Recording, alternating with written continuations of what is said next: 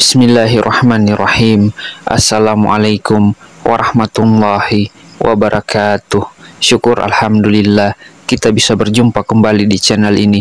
Sholawat dan salam semoga selalu tercurahkan kepada junjungan kita, yaitu baginda Rasulullah Muhammad sallallahu alaihi wasallam. Allahumma sholli ala sayyidina Muhammad wa ala ali sayyidina Muhammad. Sahabat beriman yang dirahmati Allah Subhanahu wa Ta'ala, salah satu sunnah solat adalah membaca surah atau ayat Al-Quran usai membaca surah Al-Fatihah. Dan Al-Quran sendiri terdiri dari 114 surah dan 6.000 lebih ayat. Jadi kita semuanya memiliki pilihan surah atau ayat yang melimpah untuk dibaca setelah membaca surah Al-Fatihah. Dan semua surah maupun ayat dalam Al-Quran boleh dibaca, mulai dari surah-surah pendek seperti yang ada pada juz 30. Dan ada pula yang gemar membaca potongan-potongan ayat dalam surah-surah yang panjang. Dan ada juga yang membaca surah atau ayat yang disesuaikan dengan situasi atau momen-momen tertentu. Misalnya adalah momen di bulan Ramadan, situasi saat dalam perjalanan, dan lain sebagainya. Lalu bagaimana dengan Rasulullah Shallallahu Alaihi Wasallam? Surah atau ayat apa yang sering dibaca Rasulullah saat sholat subuh? Dari Qutbah bin Malik, beliau pernah berkata, ia pernah sholat subuh bersama Rasulullah Shallallahu Alaihi Wasallam.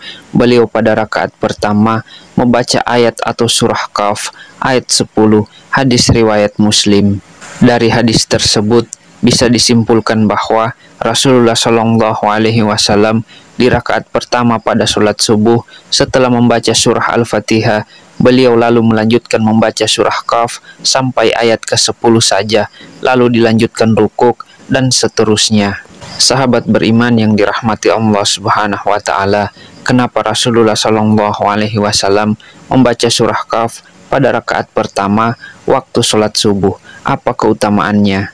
Isi surah Qaf ini intinya adalah untuk memperingatkan manusia tentang kejadian mereka dan mengingatkan tentang nikmat-nikmat yang diberikan kepadanya.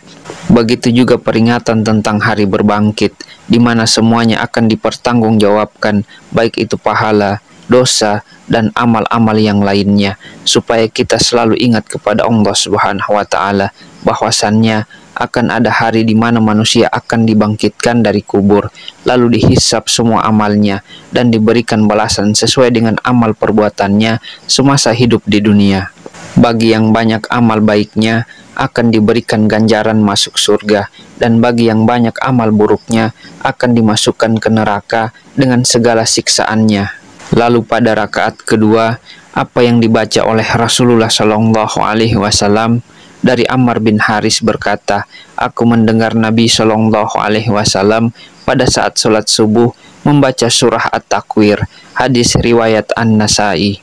Dalam Quran surah At-Takwir ini pun juga berbicara peringatan kepada manusia tentang hari kiamat, seolah-olah surah ini ingin menyampaikan pesan kepada manusia bahwasannya keadaan alam semesta ketika kiamat datang akan hancur. Terjadi goncangan di mana-mana, matahari akan digulung sehingga semesta gelap gulita, dan manusia tidak akan dapat mengelak dari pengadilan Allah tentang amal perbuatan yang dikerjakan semasa hidup di dunia. Lalu apa keutamaan membaca surah At-Takwir pada rakaat kedua saat sholat subuh? Keutamaannya adalah insya Allah mampu meningkatkan keimanan kita kepada Allah Subhanahu wa Ta'ala dan memunculkan kehusyuan dalam sholat, bahwasannya kita semua akan meninggal dan akan sangat celaka di saat kita meninggal tanpa bekal amal soleh yang cukup untuk menghadap Allah Subhanahu wa Ta'ala. Sahabat beriman yang dirahmati Allah Subhanahu wa Ta'ala, untuk itu disarankan untuk kita semua bacalah dua surah ini saat mengerjakan sholat subuh dan pahami maknanya dengan baik. Dan insya Allah kita akan menjadi manusia yang senantiasa ingat kepada Allah dan selalu bersyukur dan sangat takut untuk melakukan perbuatan dosa dan mari kita semua berdoa kepada Allah Subhanahu wa taala, semoga kita semua selalu dijaga iman dan Islam kita oleh Allah Subhanahu wa taala, dan juga selalu menjalankan perintah-perintahnya dan menjauhi segala larangannya. Amin amin ya rabbal alamin.